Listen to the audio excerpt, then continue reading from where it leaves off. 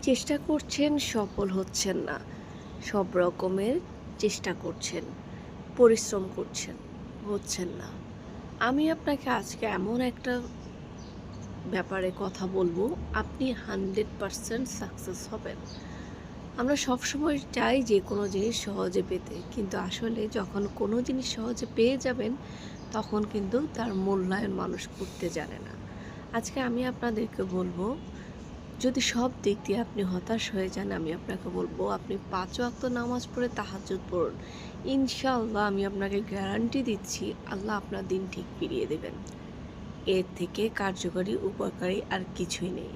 কোনো কাজেই হতাশ হবেন না, কোনো কিছুতেই ভেঙে পড়বেন না। বারবার চেষ্টা করতে থাকবেন, একদিন কিন্তু আপনি সফলতার দিন দেখতে পাবেন। তাই আর দেরি নয়, আজকে থেকেই শুরু করুন, এখন থেকেই শুরু করুন। ইনশাআল্লাহ সব ঠিক হয়ে যাবে।